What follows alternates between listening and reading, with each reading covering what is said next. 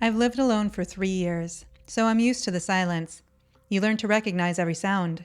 The refrigerator's hum, the house settling against the wind, the rhythmic click of your boots as you head out the door. You know the soundtrack of your life by heart. That's why the echo started to bother me. It began on a Tuesday. I was in the kitchen and I sneezed. A second later, I heard the sneeze repeated from the hallway. Not a perfect echo either. It sounded off, like someone else was mimicking it. That was weird. I looked around the corner, but no one was there, of course. You know, work has been chaotic lately, and it was clearly getting to my head. I laughed it off and made a joke out of it. Bless you, I whispered to the empty air. The silence that followed wasn't empty. It felt heavy, like the house was holding its breath, waiting for me to do it again. Weird, I thought, but turned on some music and went about my day.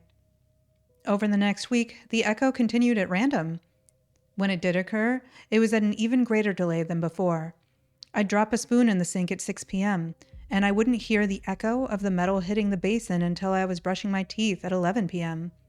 Clink. Just one sharp metallic sound from the dark kitchen downstairs.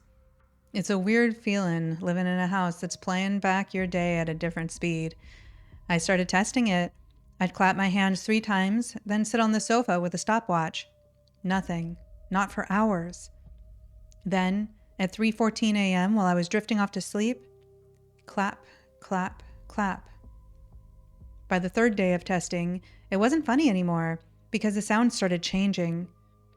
I'd whistle a short tune, but when the whistle came back hours later, it would be a note or two off and the sound wasn't quite the same as when I did it.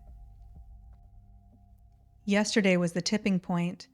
I stayed late at the office hoping to avoid the playback sound. When I walked through my front door at 9 p.m., the house was silent. I didn't say a word. I didn't even take off my shoes. I just sat in the dark on my entryway bench, listening. Then, from the top of the stairs, I heard the sound of a zipper. It was the exact sound of my heavy winter coat being zipped, a sound I had made at 8 a.m. that morning. But this time, it lasted for what felt like 30 seconds. Zip. Slow, methodical. Frozen in fear, I held my breath, listening intently. Then came the footsteps. Thump, thump, thump. They were my footsteps. When my boots were on, I recognized the slight drag of my left heel. But they weren't coming from where I had walked out this morning. They were coming towards me, down the stairs, in real time. I bolted. I've been staying at a motel for 2 nights now. I thought I was safe. Until this morning. I was sitting in the motel room, absolute silence surrounding me. Finally, starting to feel comfortable. I took a deep breath to calm my nerves. The dust of the room made me sneeze. But then a second later, from the empty bathtub behind the shower curtain, I heard it.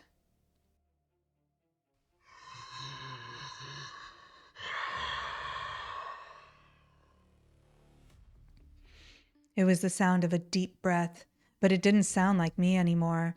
It sounded like something very large. And then a voice, my voice, but twisted and raspy, whispered, Bless you. I looked at the shower curtain. It was moving, not from a breeze, but from the force of the exhale of whatever was behind it. I ran to my car. At least here I can lock the doors and see a 360 of my surroundings. I don't know what to do next or where to go. My mind is screaming for help. But what can I do? What should I do?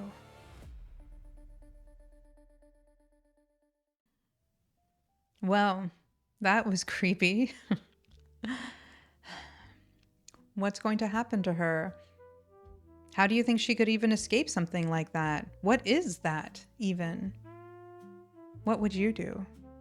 Thank you again for being here, for listening, for your feedback.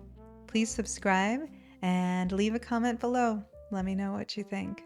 Ta ta from Yao.